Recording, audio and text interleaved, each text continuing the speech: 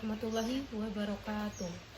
Alhamdulillahirabbil alamin wa bihi nasta'in ala umuri dunya waddin wassalatu wassalamu ala asrofil anbiya'i wal mursalin sayyidina Muhammad wa ala alihi washabihi ajma'in amma ba'd. Pertama-tama marilah kita panjatkan puja dan puji syukur atas kehadirat Allah Subhanahu wa taala yang telah memberikan kita bermacam-macam nikmat, terutama nikmat Islam, terlebih-lebih nikmat kesehatan dan kesempatan, sehingga saya bisa menyelesaikan tugas pada kesempatan hari ini. Salawat serta salam senantiasa kita junjukkan kepada Nabi besar Muhammad Sallallahu Alaihi Wasallam yang telah membawa kita dari zaman kegelapan menuju zaman yang terang benderang seperti yang telah kita rasakan pada saat ini. Perkenalkan, nama saya Indah dengan NIM 202401103109, dosen pengampu Ibu Dende Ratna MH.Sh. Baik, saya akan menjelaskan tentang penjelasan hukum pidana. Hukum pidana adalah cabang hukum yang mengatur tentang perbuatan yang dilarang oleh negara yang dianggap sebagai pelenggara terhadap norma-norma yang berlaku dalam masyarakat, serta sanksi atau pelaku pelanggaran tersebut. Tujuan utama hukum pidana adalah untuk menjaga ketertiban, melindungi hak asasi manusia, dan mencegah terjadinya kejahatan yang merugikan individu atau masyarakat. Secara umum, hukum pidana dibagi menjadi dua. Yang pertama, substansi hukum pidana atau materi pidana. Ini mengatur tentang perbuatan yang dilarang dan diancam dengan pidana seperti pencurian, pembunuhan, penipuan, dan sebagainya. Dalam hukum pidana, setiap perbuatan yang dilarang dan diancam dengan pidana tersebut sebagai delik dapat berupa delik formil yang cukup, misalnya pencurian, atau delik material yang mengharuskan adanya akibat tertentu, misalnya pembunuhan yang mengakibatkan hilangnya nyawa korban. 2. Prosedur hukum pidana atau proses pidana. Ini mengatur tentang bagaimana cara penegakan hukum pidana dilakukan mulai dari penyediaan, penuntutan, hingga keputusan pengadilan. Proses ini memastikan bahwa hak-hak tersangka atau terdakwa serta korban kejahatan dipenuhi sesuai dengan hukum yang berlaku.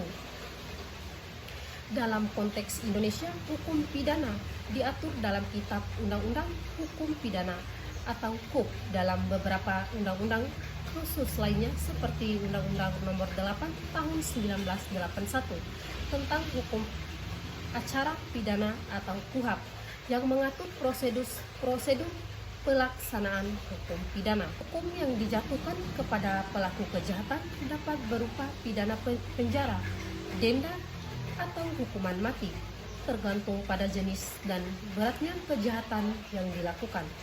Selain itu, ada juga konsep-konsep seperti tindakan pidana, perbuatan yang dilarang, dan pertanggungjawaban pidana.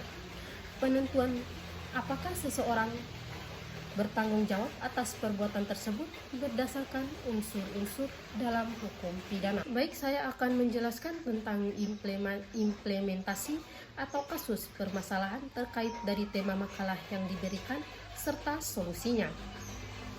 Untuk menjelaskan implementasi atau kasus permasalahan terkait tema hukum pidana yang diangkat dalam makalah, kita bisa meningkatkan beberapa contoh konkret yang mencerminkan tantangan yang ada dalam penegakan hukum pidana, khususnya di Indonesia atau negara-negara dengan sistem hukum serupa. Berikut ini beberapa kasus permasalahan yang relevan, seperti korupsi di Indonesia atau kasus-kasus besar. Kasus korupsi yang melibatkan pejabat negara. Korupsi di Indonesia seringkali menjadi masalah utama dalam penerapan hukum pidana. Salah satu contoh kasus besar adalah kasus korupsi yang melibatkan pejabat negara, seperti yang terjadi pada kasus EKTP yang melibatkan sejumlah anggota DPR, pejabat kementerian dalam negeri, serta pengusaha. Permasalahannya adalah ketidaksetaraan dalam penegakan hukum. Banyak pelaku korupsi tingkat tinggi yang memiliki kekuatan politik, atau pengaruh ekonomi yang membuat mereka sulit dijeret atau dihukum dengan adil. Yang kedua, lambannya proses hukum. Proses hukum yang berlangsung lama dan cenderung tidak efisien juga merupakan masalah. Beberapa kasus besar terkadang mengalami keterlambatan dalam penyelidikan atau hukuman yang dijatuhkan dianggap tidak cukup tegas. Selanjutnya, keterbatasan sumber daya. Penyediaan dan jaksa dalam menangani kasus-kasus korupsi besar sering menghadapi keterbatasan sumber daya yang kurangnya pelatihan terkait dengan penanganan kasus yang melibatkan sejumlah besar uang dan jaringan yang kuat. Solusinya adalah yang bisa diterapkan memperkuat lembaga pemberantasan korupsi seperti KPK dengan memberikan kewenangan dan sumber daya yang lebih besar, meningkatkan transparansi dan akuntabilitas dalam proses peradilan untuk kasus-kasus besar, menerapkan penegakan hukum yang berbasis teknologi untuk memantau aliran uang atau jejak digital dalam kasus korupsi. Yang kedua, keamanan dunia maya atau bisa disebut cybercrime, kasus penipuan online dan penyalahgunaan data pribadi. Kejahatan dunia maya atau cybercrime merupakan salah satu permasalahan besar yang sedang berkembang pesat seiring dengan kemajuan teknologi. Misalnya kasus penipuan online di mana pelaku kejahatan menggunakan media sosial, email, atau aplikasi untuk menipu orang lain dengan menawarkan investasi bodong atau jual beli barang palsu. Permasalahannya adalah lemahnya regulasi dan penegakan hukum terhadap kejahatan dunia maya. Banyak negara, termasuk Indonesia, belum memiliki regulasi yang memadai untuk menangani kejahatan dunia maya dengan cepat dan tepat. Hukuman yang dijatuhkan kepada pelaku cybercrime seringkali tidak setimpal dengan dampak yang ditimbulkan. Kesulitan dalam identifikasi pelaku.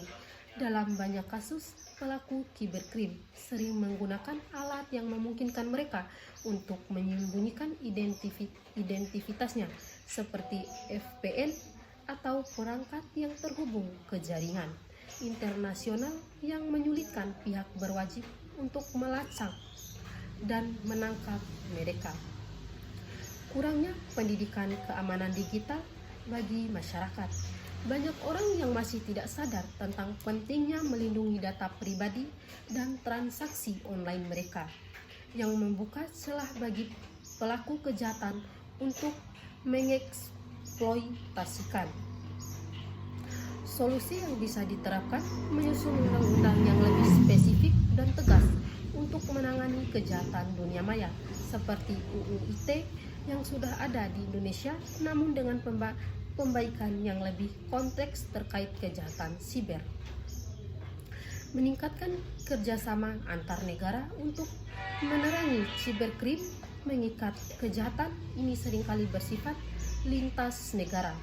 Meningkatkan literasi digital dan kesadaran masyarakat tentang potensi ancaman di dunia maya serta cara melindungi data pribadi mereka. Yang ketiga, keberadaan hukum mati dan isu hak asasi manusia.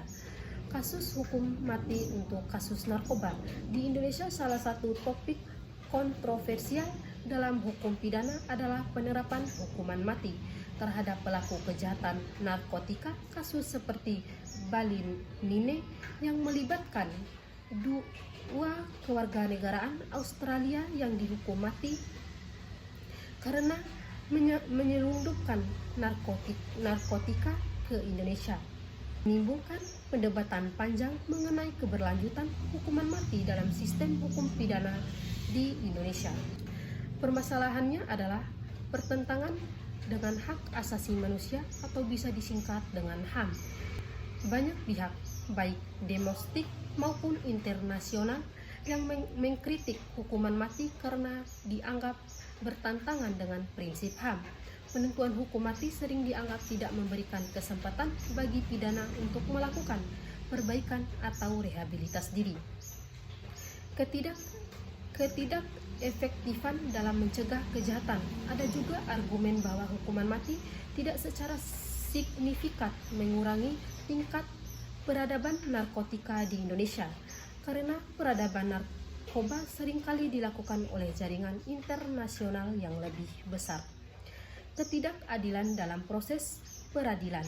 Terkadang kasus-kasus narkotika yang berujung pada hukuman mati ditangani dengan prosedur yang cepat tanpa memberikan cukup ruang bagi pertimbangan yang lebih mendalam mengenai latar belakang atau kemungkinan rehabilitas pelaku.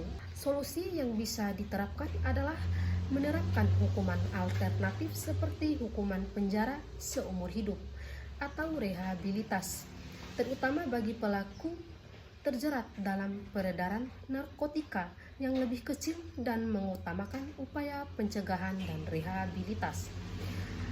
Mengkaji ulang kebijakan hukuman mati secara mendalam dengan mempertimbangkan aspek HAM, efektivitas dalam mencegah kejahatan, serta prinsip keadilan yang lebih luas. Menyempurnakan sistem peradilan agar memberikan kesempatan bagi pelaku untuk mendapatkan pembelaan hukum yang lebih adil dan prosedur. Baik, mungkin itu saja penjelasan singkat dari saya tentang makalah hukum pidana dari kelompok 6. Lebih dan kurangnya saya mohon maaf. Wabillahi taufiq wal hidayah. Wassalamualaikum warahmatullahi wabarakatuh. Dadah.